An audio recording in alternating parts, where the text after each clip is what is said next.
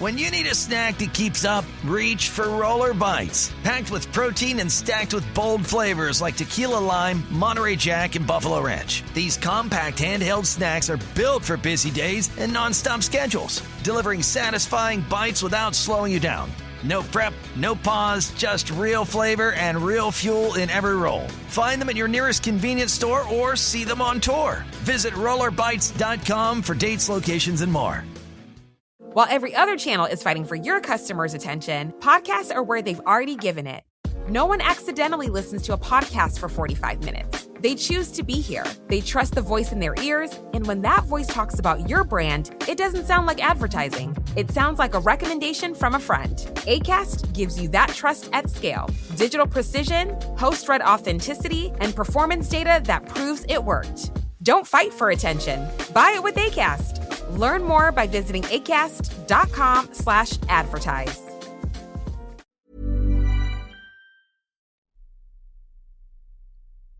Hello, readers, and welcome back to Reading in the Middle, the podcast where we explore the stories that connect young readers to new ideas, new perspectives, and sometimes even to their own family histories.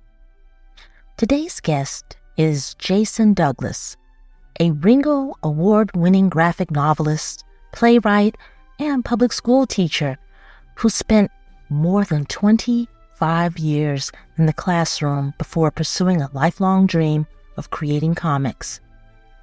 His latest graphic novel, Jane American, has already made history as the first fully self-published graphic novel to win the Ringo Award for Best Original Graphic Novel, inspired by Jason's late grandmother, and set in Southeast Michigan during and after World War II. The novel follows Betty Jane Johnson, a young girl whose life is transformed by loss, responsibility, and a choice that will shape the person she becomes. But Jane American is more than historical fiction.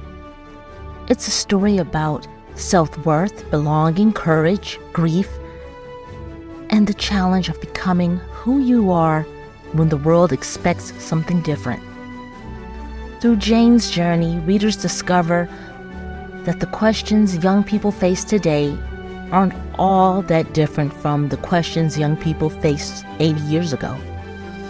In our conversation, we'll talk about family stories, hidden history, teaching, graphic novels, and why some of the most extraordinary stories can be found in ordinary families. Here's my conversation with Jason Douglas.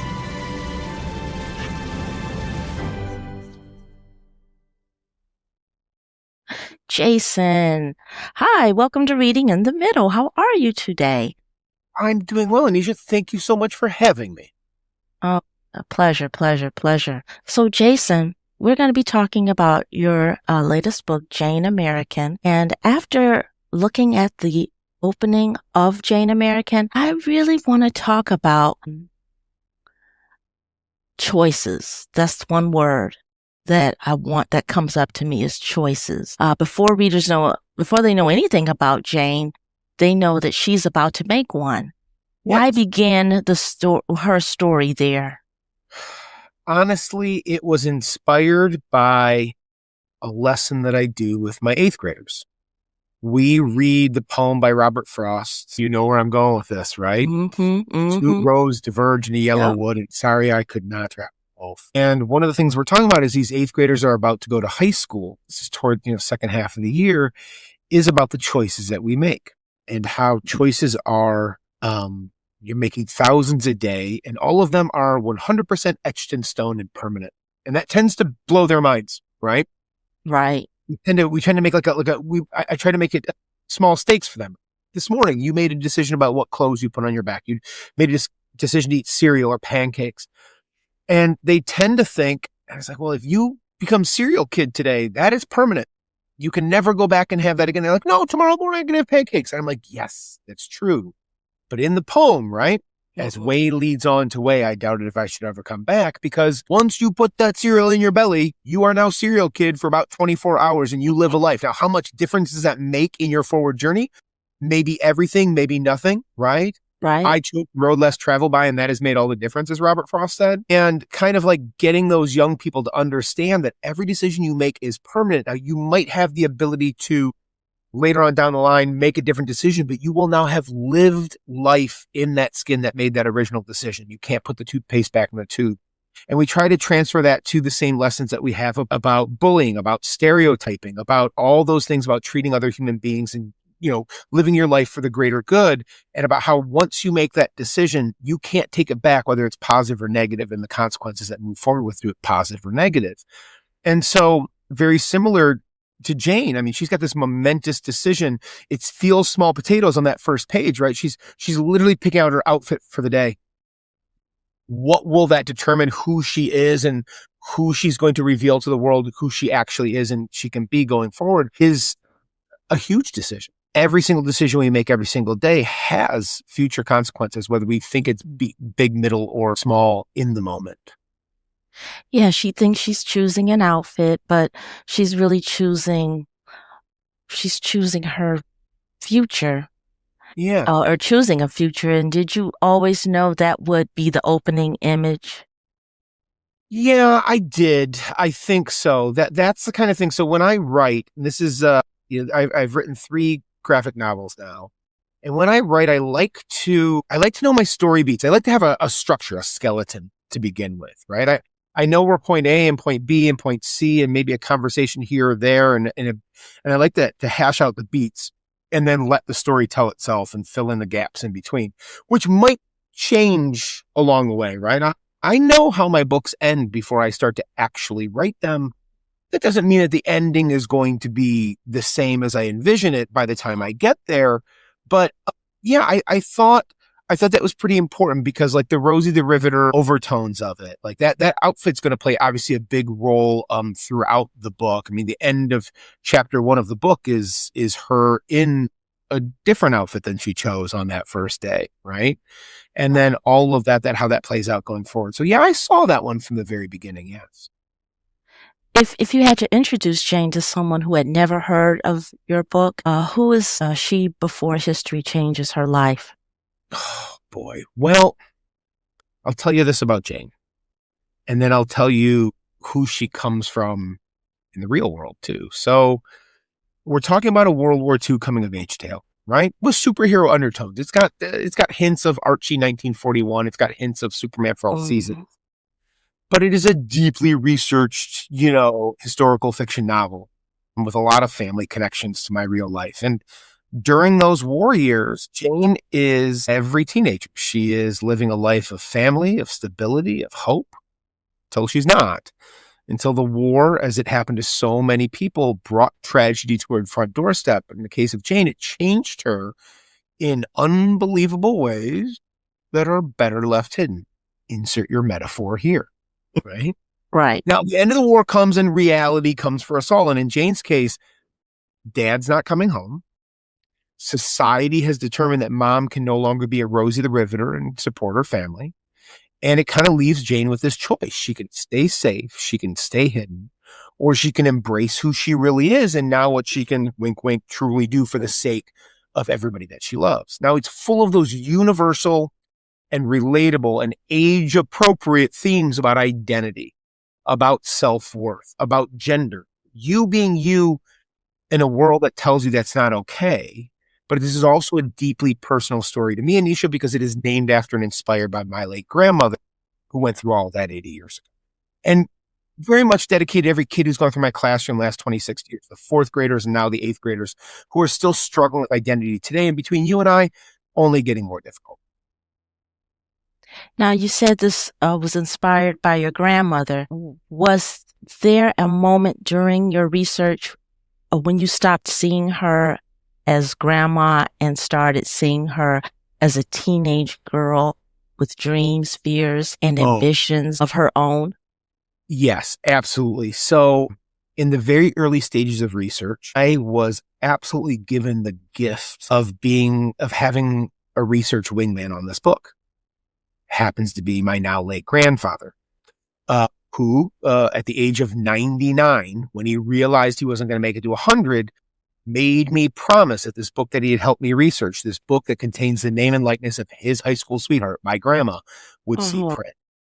And through conversations that I had with my grandmother years before I started this journey of publishing and now winning awards for graphic novels, fulfilling this childhood dream, I was having and recording conversations with my grandparents about their lives as young people, and kind of getting to talk to her towards the end of her life, but well into my adulthood, about the decisions that she made about leaving her job as a switchboard operator at Michigan Bell Telephone at the end of the war, and falling into what then society expected of her, all of those working women in that era, of going back and becoming a housewife and a mother, and kind of watching her and learning about that journey that she had, where she doesn't regret that choice for a minute, and yet knew that she was also destined for something else. Now, the irony is, and a lot of women coming out of World War II didn't necessarily get this opportunity, but in my grandfather's retirement, when he was working for Michigan Bell, there's an organization. Have you heard of like Lions Club and Kiwanis? Yes. Rotary. So Kiwanis, my grandfather, who's also named and portrayed in this book, became president of Kiwanis International, like all gazillion different countries. And my grandmother and he basically, during my youth, traveled the world, met world leaders, and like made deals for charitable organizations for children, which is kind of what Kiwanis does. And in that role, my grandmother got to take the education that she got, and she was turned into a speechwriter and a speech giver and a very, very powerful female figure in so many lives. Something that I think she knew she had the potential at 18 to be, and then kind of put it on hold. And then much more later in life, kind of fulfilled that dream. And that always does my heart really, really well to think about that. And one of the questions that the book asks that I couldn't stop thinking about is what happens when the future you've imagined yourself disappears. Was that the question you were exploring while writing Jane's story? Oh, for sure. I mean, one of many, honestly, if we're going to be completely honest here, because me fulfilling this dream of writing comics, of writing graphic novels, I kind of came into that through the back door. It was a dream of mine that I had probably latently sitting there since I was about 12. But I was writing plays for the elementary school drama club and the middle school drama club that I was running at the schools I was at. And I'm telling you, blissful ignorance, irrational confidence, when I finally had that impetus, the catalyst, it's like, I gotta fulfill my dream. Boy, did I think, well, how hard could it be? I can write a one-act play in my sleep. I got a couple of those published. Ooh, is it so much harder? The balancing act when you're doing a comic strip. Oh my God, dozens and dozens and dozens of things. You're balancing prose. You're balancing a story. You're balancing theme. You're balancing character. You're trying to learn a format of a script that, how many indents do you need before the word balloon versus the sound effect? Panel size determines the pace of the storytelling, right? Do you want the reveal on the facing page? Do you want it on the turn page? And for me, I've discovered 3 graphic novels in that as much as I'm a fan of comic books as a medium, I think it's probably the most malleable medium out there for storytelling, because it does so many things that film does and things that film doesn't. So many stuff that prose does, but stuff that prose doesn't. It's very shapeable. It's maybe the most complicated thing to write, but I love it. Okay. And yeah, so I was balancing those ideas. I was trying to imagine that as not only plot points, but theme points, among a dozen other things. So like complicated, but very rewarding too. And also, and I don't want to forget this, but the relationship between Jane and her father, that really grabbed me immediately. Yeah. We see a little girl who believes her father can do and fix anything. What did that relationship come from? Was that part of that research too? Yeah, absolutely. He's actually named after my grandmother's parents. Like, her parents in the book are named after my great grandparents. A lot of family names in the book. A lot of real places in the book that my family interacted with in the Detroit suburbs of Plymouth, Michigan. And I mean, that's gosh, whether you listen to like the pitch or read the back of the book or not, like you can kind of sense that almost World War II trope of dad's not coming home. So there's a lot of emotion there, that connection. And it's probably, it's one of the major driving relationships in the book. I mean, she's got dad and what the weight of his presence and then lack of presence has for her, and the kind of decisions she makes once she manifests the things that nobody else can do. The kind of, it almost feels background at points, but really that steady relationship with her mom and the ups and downs. There's some very teenage moments in this. My 8th graders who have read it are like, my gosh, they really relate to those scenes where they have it out. And it's like, it sounds exactly like it sounds like in my house. And I'm like, well, it's funny. Probably the greatest compliment that I've gotten on this book. And this book just won Best Graphic Novel of the Year at the Ringo Awards a couple of months ago. Yes, and yet congratulations. The greatest compliment. Well, thank you. I mean, history making, right? The very first completely self-published book ever to win the second biggest prize in comics. It's nuts. But a bigger compliment than that is when my 8th graders say, we read The Outsiders, 4th marking period, and we read Randy Pink's book about the burning of Black Wall Street, about the Tulsa massacre and 3rd marking period, called Angel of Greenwood. And these are 2 books that the kids really relate to because the teenage voices are real. I mean, 1, because Randy is a genius, and 2, because S.E. Hinton wrote The Outsiders when she was 15 and has a 14-year-old boy narrate it. And the compliment that I got from these 8th graders, especially this year, were like, oh, you got the cheat code.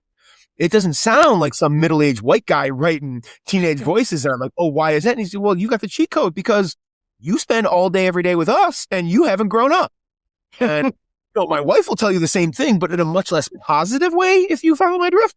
But that's kind of it. So like, channeling her voice and channeling our voices is kind of that. But like, I love this story because it means so much to me. And those relationships, I mean, you've got the one with mom, you've got the one with dad, and then you've got the one with Lorna, who becomes her best friend starting in chapter 2. And that's like the other element that's historically accurate that you need to bring into this book because, Randy gifted me. We brought her book, Angel of Greenwood, into my school district as curriculum for all of 8th grade. Like, I went to bat with the school board and said, we need this book because this is history that has been swept under the rug for about 100 years. I want a book in my room that is not only showing that hidden part of American history, but the diversity that comes with having this brilliant woman of color writing this novel that is just so raw and powerful that teenagers of any shape, maker, creed relate to. And as a thank you, she edited my book. And it was funny. Now, this was not the plan in the first place. She's like, okay, we're going to avoid any white savior complex at the end. We're going to take care of that and stuff. And she was amazing. But like the authenticity, the way, what we talked through was that relationship between Lorna and Jane and how the bonding over what they both have lost family-wise, what each of them still have. One has lost their mother, one has lost their father, one still has their father, is this very powerful figure, also fought in the war, but came home, and all the complicated feelings with that. Randy and I were really proud about tying so much stuff back to Tulsa in 1921 and having that history in there and having that as part of Lorna's story. I mean, she's really the co-lead when you look at chapter 2, 3, and 4, and having them together facing the adversity of youth, the adversity of a society that tells both of them that they don't belong for a variety of reasons, some fantastical, some just the reality of race and gender, and finding a way to fight through and persevere through all that adversity, relying on each other, is just something. It's that message that has meant so much to me over the last couple of decades, watching every shape, size, and make of child come through my classroom and fight against all those struggles in the real world. Yeah, because as you mentioned, the books that you mentioned, Outsiders and the book on Tulsa riots, a lot of books, they teach history, but this one made me feel the history. Was that your goal? God, yes. Annisha, I grew up as a student in like the 1980s going to the 1990s. If they had the acronyms we have in school today, I would have been labeled with about a half a dozen things. I was obstinate. I was the kid in the back. I was just cross my arms, refused to participate. And I'm coming from a family of teachers, right? Like I had my mom for 4th grade social studies. I had my aunt for 6th grade health. That was even worse. I had my other aunt, who taught 2nd grade and 4th grade, who was basically the one who taught me to read. Shout out to Carol, shout out to Barb, shout out to Jody. Now, my saving grace was if I was at home, not at school, digging my heels and refusing to learn. If I was at home, I was doing one of 3 things. If I was outside, I'm playing in the woods, building forts. If I'm inside, I'm either playing Star Wars or I'm reading. And I read voraciously. It was something my Aunt Barb and my mom instilled in me. And I read the way I now eat, which is just a lot with no restraint. Okay. Mm-hmm. And allowed me to not fall behind in school. But what I discovered was, and something that is very close to my heart, is historical fiction. I'm a big dry history text guy. But I also love good historical fiction or good fiction that does its research. I truly believe that if you've got an author you can trust, you can learn just as much from fiction as you can from, nonfiction. For me as a writer, I believe if I'm going to ask you to suspend your disbelief about something, okay, like in the case of Jane, if I'm going to ask you to suspend your disbelief that there's a 15-year-old girl who can lift a couple tons of steel above her head and run really fast, everything else you can trust me on. Annisha, I'm a pedantic history. Okay. You read Jane American, you are not going to find a vehicle from 1956 and a scene from 1946. You go in their kitchen in 1943 and you see the icebox in the corner. That icebox is sourced from an icebox from 1932. Not because I needed to go earlier, but because this is a family without a ton of money. They're not going to have the 1940, right? Right. You get to the back of my book, and one of the things I'm most proud of, I'm going to actually do this on screen for us right now. Check this out. You get to the end of this book, this rip-roaring adventure tale, and you have to promise me not to laugh too long or too hard at this ridiculous picture of me. Not because it's not worth laughing at. It is. Look at that. Look at that. Dumb. Right? But because I don't want you to linger too long, because I want you to turn the page. Check it out. End notes with all the historical Easter eggs that you miss on a first reading to actually really enrich a second reading experience, down to the little details about Michigan Central Station, which is where all the troops shipped off from in 1941 and 1942, and how they kept it decorated for Christmas well into 1942 for the warmth of leaving for them. I think one of the major reasons, we haven't talked about this, but right now, like this is my last softcover self-produced copy.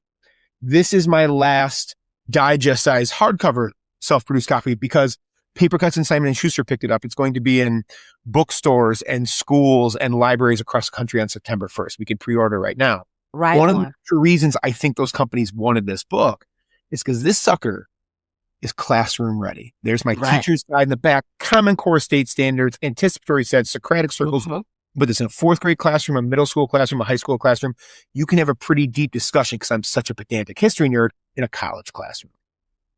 And this is great for our listeners who are librarians, who are educators. It's so important because they're looking for, books that their students can relate to and really hook them in.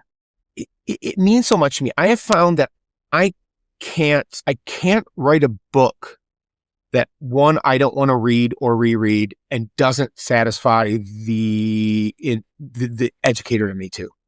Do you know what I mean? Like my 2 passions in life are reading, especially comics, and education. And with Jane American, both the synthesis of my 2 worlds, this is it. This is the one that I want everybody to have because the themes I think are important, especially now more than ever.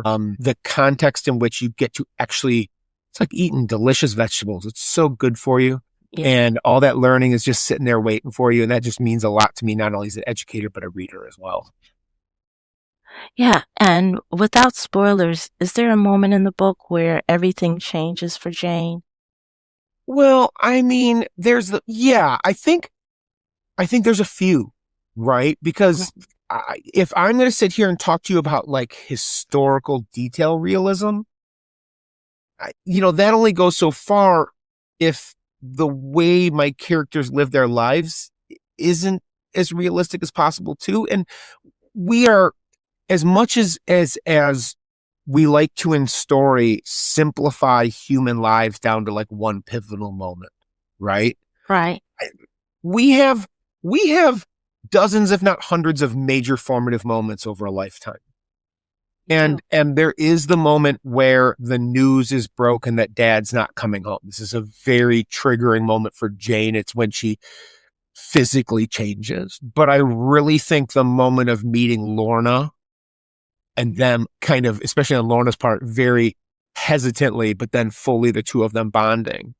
But there's a moment much later in the book, and we will be careful because this isn't something I talk about a lot because it's so deep into the story. Yeah. Mm-hmm.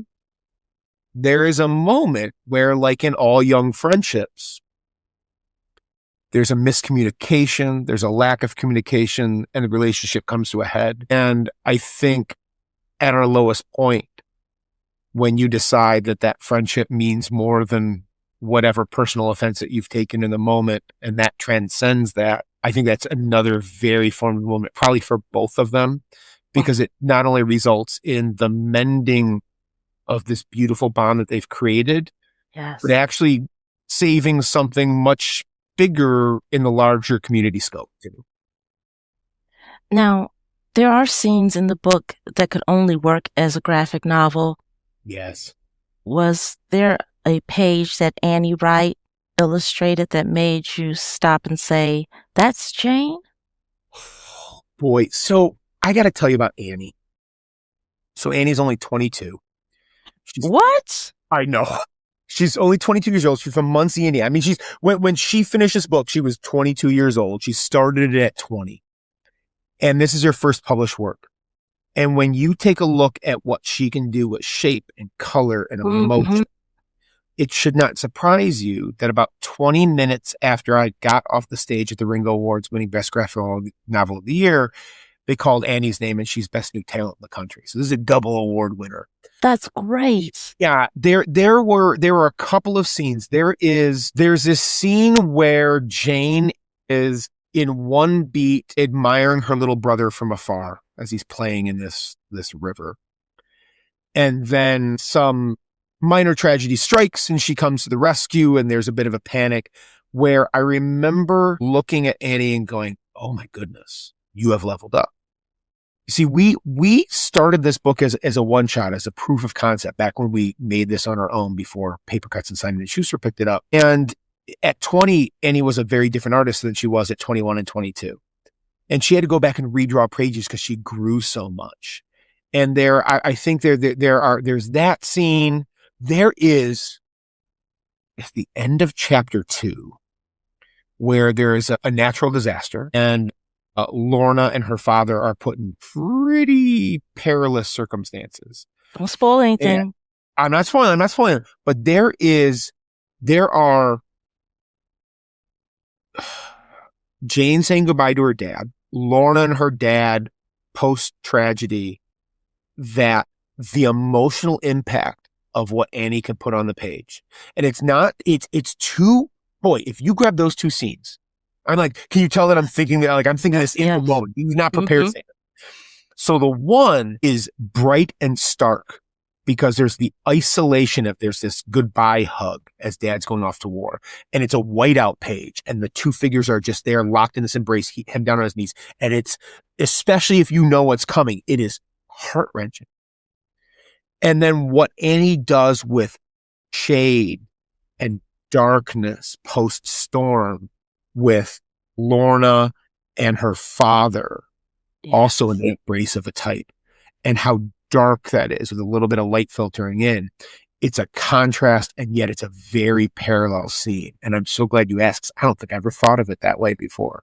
But that's just a testament to Annie's ability to put emotion on. Yes, and she does.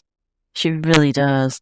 I can't believe she's 22. I mean, not to crazy. But it is. And congratulations to her too. Yeah. That's wonderful. Jason, you spent 26 years as an educator? Last day of school is last Wednesday, and that's the last day of school in year 26. Yes. Woo, woo, woo. And what have children taught you about courage? And, what have they taught you about hope? I mean, everything, right? Because every year it's funny, like when you teach the same grade level over and over, 13 years basically with the 8th graders and 13 years before that with 3rd graders, but mostly 4th graders. And it's like every year it's the same kids. Every year it's a completely different set of human beings, right? Everything changes. Everything stays the same. Contradictory statements can be true at the same time. There's always hope. There's always something new to learn. That's the amazing thing, right? Like every single year. I mean, I've been reading The Outsiders of the 8th graders for 13 years. And I know that, Annisha, I know that book inside and out. Do they say stay golden? Do they say stay golden? I got as a thank you end of the year present from a kid just a couple of days ago. It's the Stay Gold basket. Everything is gold themed. There's like Gold Bond medicated powder in there. There's rolled gold pencils. There was a picture she did, a Ponyboy scene and reciting the Robert Frost poem in there. There was goldfish, some gold bookmarks. There was a gold paint pen that I actually took to the show I was at today to sign books with. I mean, yeah, it really hits with these kids. But what's really amazing is you think you've seen it all, and then they surprise the heck out of you. And you think that you're tired and burnt out, and then they light your heart on fire and you're ready to do another year. They do surprise you. And sometimes you don't think that they're soaking it in. And then again, they surprise you. That's right. It's like your parents talking to you over and over again. And you're like, and they don't think you're getting it, but you really are. Yeah. You're listening. They don't think you're listening. You never know what it is that's going to stick. Right? Yes. Right. The offhand comment that you have forgotten 30 seconds later, much less 5 minutes, is the one that positively influences or scars a kid forever. And so you got to be hyper aware of that, I think. I have tried to live this life as an educator and now as a creator behind the table at like conventions and shows that like give the person who's there for you to do your job your absolute best at all times. It's not their fault if you're having a bad day. And for the most part, it's usually not even their fault that they're having a bad day. Like, why would you want to give them a negative interaction? Even if they're being a monster, give them your best. It might be the one thing that makes a difference, positive or negative, that you say or you do. So don't squander any of that ever. So when the student struggles, what qualities do you think help keep them going? Do you see those same qualities in Jane too? Yeah, I think for me, like on the first day of school, I make the 8th graders a couple of promises, and I used to do the same for the 4th graders. Number one, the thing that drives young people the most nuts about adults is, and I promise them, I say, I will never, ever, ever say, do it because I said so. Do it because I'm the adult. Do it because I'm the teacher. Do it because I'm the parent. By the way, I'm a much better teacher than a parent. I've said that at home. I haven't said that in the classroom ever because it's a lazy answer. Like if I'm doing my job, I don't have time for busy work in my classroom, right? Like if we're together, I've got a reason for what we're doing. And if it's not clear in front of you, ask, I'll tell you. There's a reason why we do everything. And then consistency, right? I will be your rock. Doesn't matter if I'm having a bad day, you're having a bad day. There's not going to be one day where I'm like, hey, everybody. And the next day I'm like, it's, yes. I'm going to be me from September through June, and you can rely on that. Okay. You just meet me halfway. Age is a number. You behave like a 5-year-old. I've raised 3 of them. If you need a timeout, I'll let you have one. If you want to, at 13 years old, if you want to have a conversation like you're like a 35-year-old, you want to talk about taxes, we can talk about taxes. It'd be boring. And I'm going to judge you on basically what you give me. And the same thing, like at the table, like at the show today, like whoever, like you bring your energy and I'm going to match it. I'm going to give you all of me and we're going to have a good time.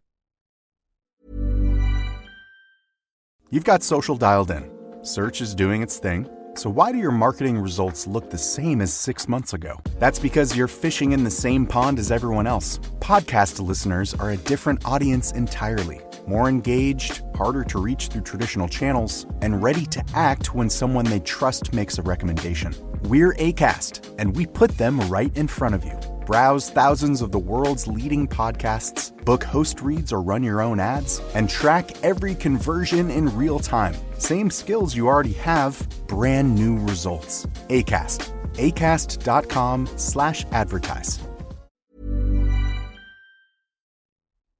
And do you think identity is something that we choose or something we discover when life gets difficult? Oh God, it's all of it, isn't it? I just like, okay, so here's in the last couple of years, not that this wasn't something I believed before this, but the advent and the leaping to the forefront of everybody's mind in education of AI has really solidified this for me. Yeah. Very rarely in education, maybe never, very rarely in life are extremes the answers, right? In the case of AI, the person who fully embraces it and says it is now everything is a fool and is going down a path of destruction. The person who digs in their heels and says absolutely not, at least in education, is also being foolish because it's inevitable. It's always something in the middle. And as far as identity goes, there are genetics at play. There are environmental factors at play. There are your life circumstances. There's your free will and autonomy to make a decision about who you are. It's a combination of everything, right? Right. Anybody who locks in and says, first of all, anybody who says you are you, those people can go kick rocks and jump in a lake because who are they to tell you anything? You are the only person that is you. And how you come to who you identify as, who you are in life, who you even want to be, you know what? There's going to be 1,000 people who tell you something. There's going to be 1,000 circumstances that are going to influence that and try to push you in one direction or another, again, positively or negatively. But in the end, it's about what's in here and in here for you. And what is one lesson your grandmother taught you that you wish every young person could hear today? Okay, I'm going to give you a very real answer, but it's also going to be like, ooh, that's a bit flippant. This is something I teach 8th graders too. So, we got to do grammar, right? We've got to do a lot of word usage last time before they get to high school. And I'm really, really not all that strict. I mean, I'll teach you, like we'll do homophones first marking period, and I'll teach you the difference between there, and there. I'll teach you, one of the most misused homophones in the English language is good and well, right? I'm doing well. I'm doing good. I slip over that one. I'm not calling you out in the hallway. But my grandmother, Jane Johnson herself, was she a stickler about may, can, and will.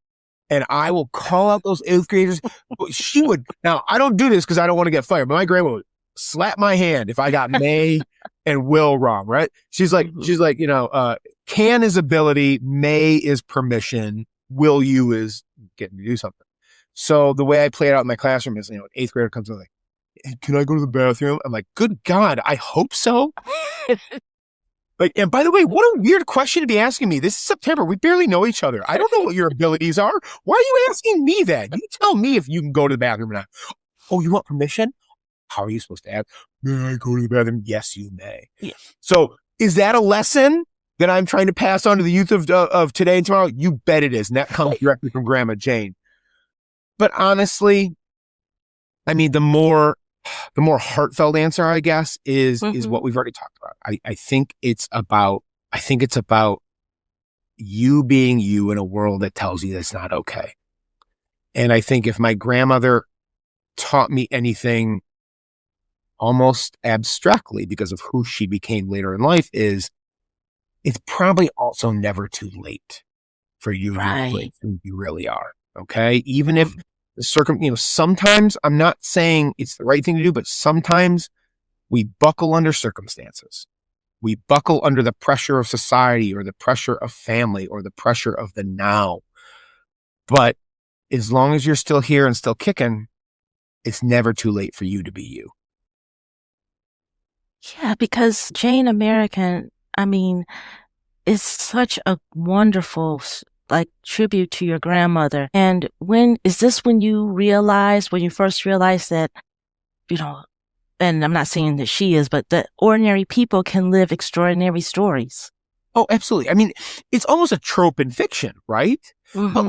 But as a deep history nerd, I kind of broke out of the great man theory of history a long, long time ago, because that's basically what we still teach in school, right? It's all about George Washington, Abraham Lincoln, and dudes who wave their swords and change the world with one little speech. And the truth is, it's the everyday people who make it all happen, right? Yes. The history of the United States, people's history of the United States, I love that book. Oh yeah, but it's of course, and what's cool is if you truly love history, if you truly want to learn about human nature and stuff like that, it's every single story is just as compelling, and almost especially teaches you more about the truth of the moment than, because like the great man theory, these are people who are in isolated rooms, yes, with the world on their shoulders, but like the decisions they make in those rooms, it's the thousands and millions of people living the consequences of the decisions that actually are making the real history. And my grandma, back in the 40s and then, up to the 21st century was living that. What is something that adults underestimate about middle schoolers? Oh my gosh, how about everything? I talk about this with the kids all the time because, in the same way that you don't see yourself grow because it happens so incrementally on a day-to-day basis. When you look in the mirror, you don't necessarily see yourself looking different than the day before.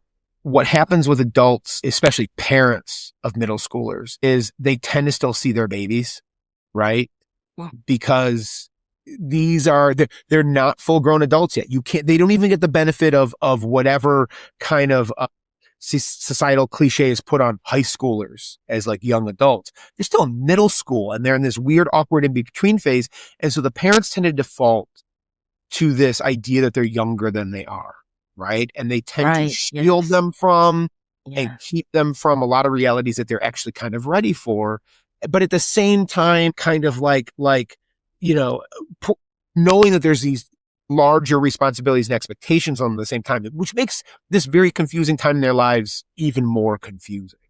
So, for example, I think one of the things that was important to me in writing this book is, as I was thinking about my students, is man, when the world looks just nuts around you, including the people who are supposed to be the most reliable in your life, usually your family, how nice was it? Because I remember this personally. How nice was it to have an outlet, to have something that I could escape to, whether it be a movie or it be a book or a comic, that not only was I using it for escape purposes for my mixed up, awkward middle school life, but also find myself in it, right? To be able to identify with it. Universal themes are universal themes for a reason. And those metaphors sit there so that you can find yourself in there. And then just like good poetry, once it's out of my hands, it's now in yours and you interpret it the way you want to, in a way that you can put best use for you in your life. Now, in the book, which page do you secretly hope readers spend the most time studying? Well, for my comic book nerds, there is the page where it's blatant on the page where Jane is revealed in what she can do to her friend of the family and eventual boss, Mr. Overholt Factory, because that is a direct nod to a scene from the original Superman movie in 1978. So comic book nerds can see that, can kind of see that there's a bit of a lifting of a thing and saving of a person. And like, oh, well, if you catch that, you can catch that. Honestly, I think it really depends on who you are. I think any of the scenes where Jane in small ways stands up to our true villain, to our individualized villain in the book, Asa, and his bigoted and closed-minded mentality. When she kind of is poking at that, there's little small things in there. But really, I think any of the bonding scenes between Lorna and Jane, and when you can find something similar to your friendships in life, or that thing when you finally open up to somebody and just bare your soul, and what that does to you, catharsis, and then the bonding, that's really important to me too. Okay, Jason.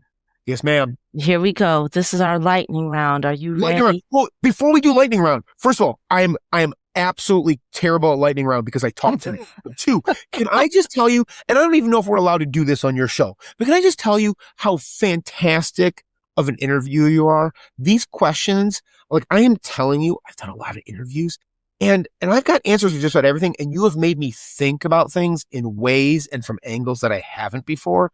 And I really, really enjoy that. Oh, I'm so happy to hear that because I've done this for maybe 2 years now, and I don't know if I'm doing, I get your books, I get everyone's books, I read it, I go through it, and I have so many different questions. I just don't know if they're the right questions or if they're just going to be like, or they're going to flop. Look what we just did. We just had that conversation that you and I talked about off air before we started, and it was natural and it was organic. And we talked about things that I've never talked about before. And I made connections that I've never made before about my own book. That means you're good at your job. Thank you. Yeah. And don't worry about not being good at this.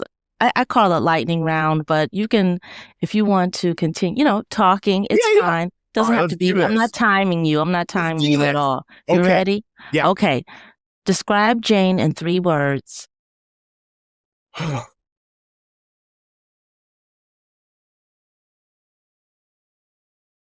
Withdrawn.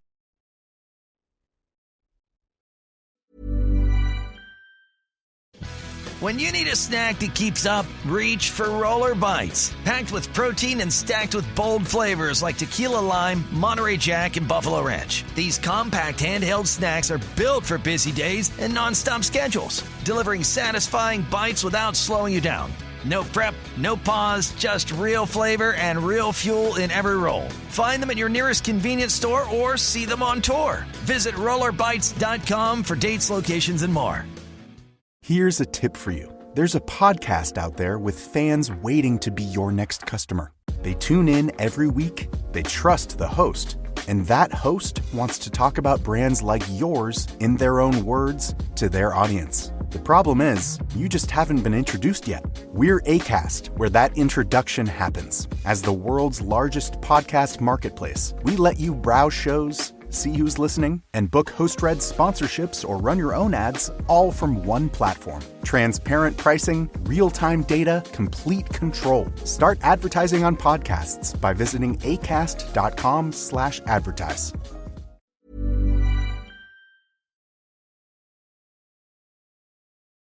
Incendiary. I love that word. And this is more than one word. Once she breaks through, effusively herself. Mm-hmm. Your favorite teacher?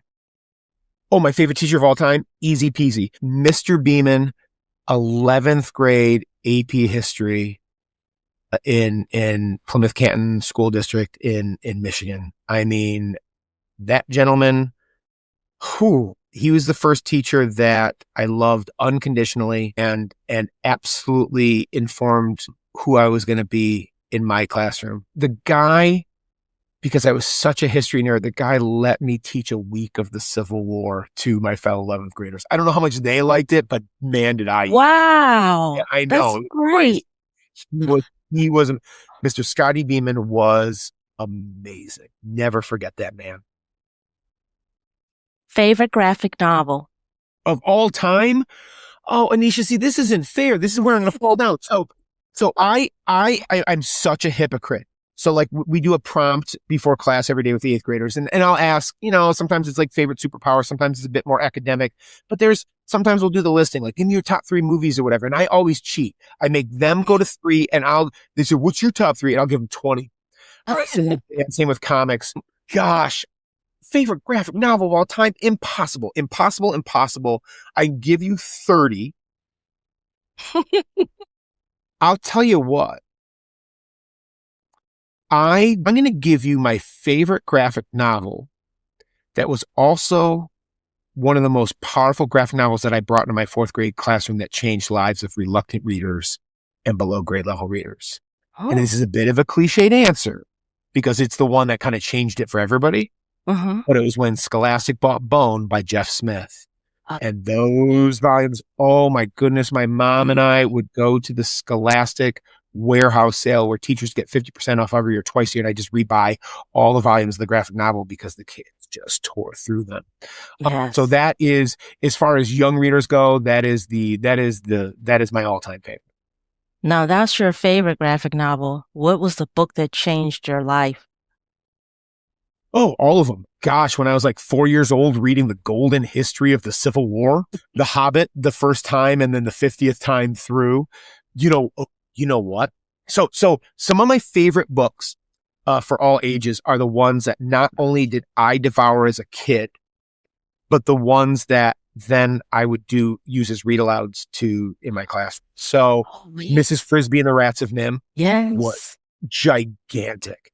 The Hobbit, because I do a pretty good Gollum voice.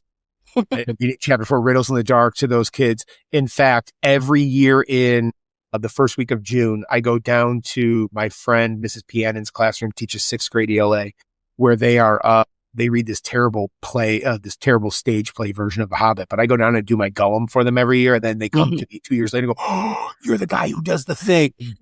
It's an in, so the 8th graders don't eat you alive. So those are pretty formative to me. One thing Jane would love about 2026. Oh my goodness gracious. I think love is a strong word. I think she would be in awe of and then completely frustrated by how far we've come and then how far we've actually receded. I think with as hard as she fights to be herself and to do the right thing in a time where it was just universally accepted that if you fit into this or this label, you were less than. If she woke up in 2026, very Captain America of her, by the way, if she woke up in 2026 and saw the progress that happens over the last 80 years and then how much it's regressed over the last 10, I think she would be amazed and absolutely dumbfounded at the exact same time. Now, this is going to be, I think this might be challenging, but okay. Describe your grandmother in 3 words. Oh my gosh. I'm going to hyphenate this one. A Latin wizard, stern, and yet emotionally and educationally very giving. Beautiful.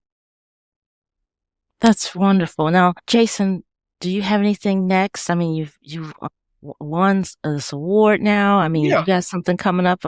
So I've written other graphic novels, and I've got a new one that is not for young people. It's really a blood-soaked World War I werewolf tale. That is not for my young readers. That's just for my comic fans out there. That's something you can get from me at shows or reach out to me on Instagram.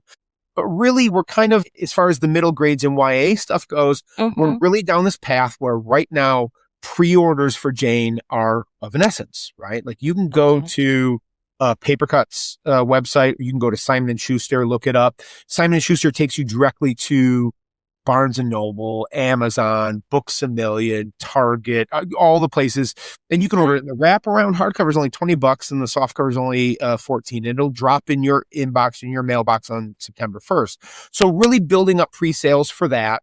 Okay. And then as long as that goes well, Papercuts has my next proposal for my next middle grades YA project, which is actually Story Time with Mr. Douglas, which is an extension of something I do in my classroom, which is kind of tell these kids tales, all these bizarre things that happened to me as a young person, the insanity of never having broken a bone, but I've had stitches 12 times, 9 in my face, all my fault. That's kind of these fun, entertaining, anecdotal stories, and then framed around the modern day struggles and perseverance of young teenagers at the same time and how those two things connect. So that's the project they've got next, but we got to get those pre-sales up first because this book's got to do good because, hey, publishing world, right? It's all about pre-sales. Right. So, yeah. Yes. So educators, librarians, parents, go to Scholastic, go to Simon & Schuster. Can they go to your website?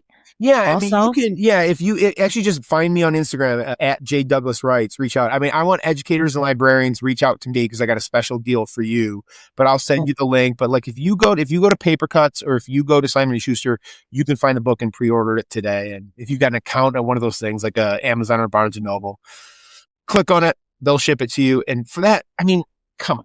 It's this really pretty hardcover and it's a digest size. $20. It's not bad awesome. for the and with the teacher's guide in the back and those end notes, it's really, I'm really happy because, hey, look, I'm a public school teacher.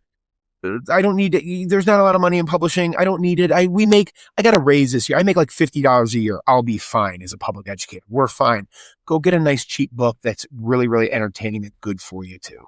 And that the students will be captivated by.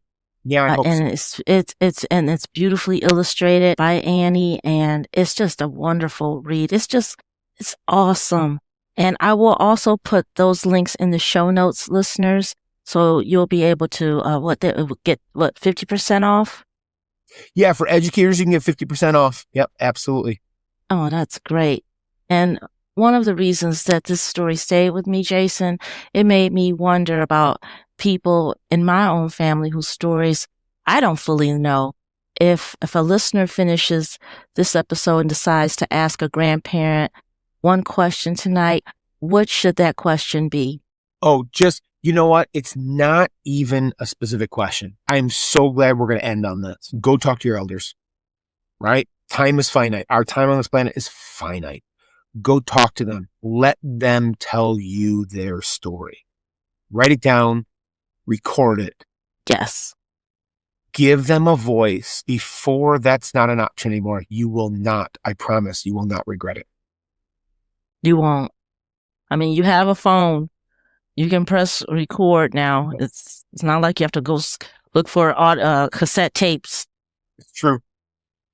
So you have that opportunity. Oh, Jason, this was such a wonderful conversation. I had so much fun. And listeners, yes, when does Jane American come out? So it's going to be out on September 1st. Pre-orders are right now. If you're more of a comic shop person, that starts on June 19th and final order cutoff is August 10th. But like, if you're just a book person like you and I, you can go online right now and find it and order it and it'll be on your doorstep September 1st. That's wonderful. And if you just do it. I'm not trying to sound like Nike, but just do it. Just go and order it and it'll be there before you know it. September will be right around the corner. Sure. And you won't be disappointed. Jason, thank you so much for being on Reading in the Middle. Annisha, my pleasure. Thank you very much for having me.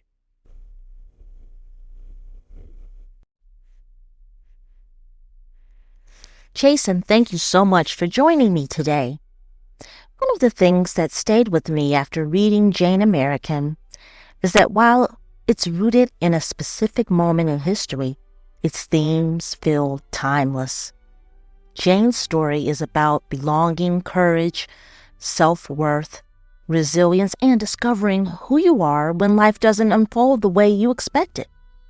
It's easy to see why this book has resonated with readers, educators, librarians, and award committees alike.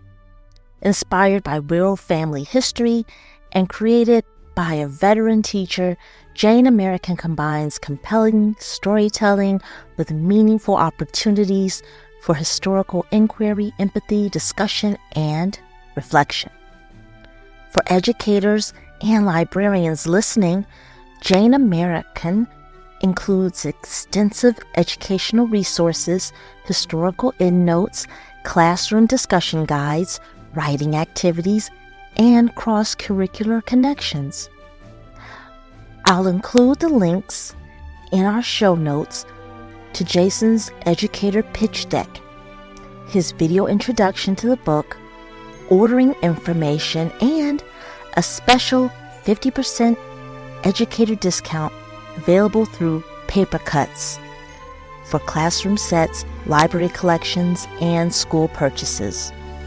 Whether you're a teacher looking for a powerful classroom text, a librarian building an engaging graphic novel collection, or a family searching for a story that sparks meaningful conversations, Jane American is well worth your attention.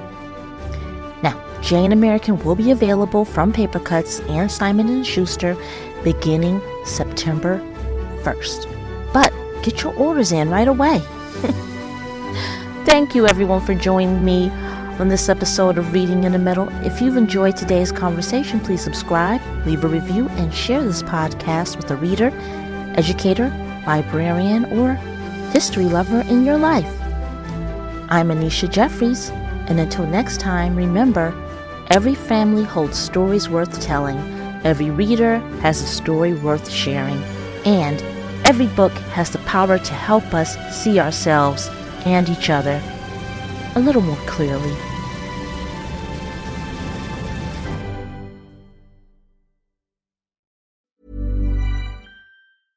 While every other channel is fighting for your customers' attention, podcasts are where they've already given it.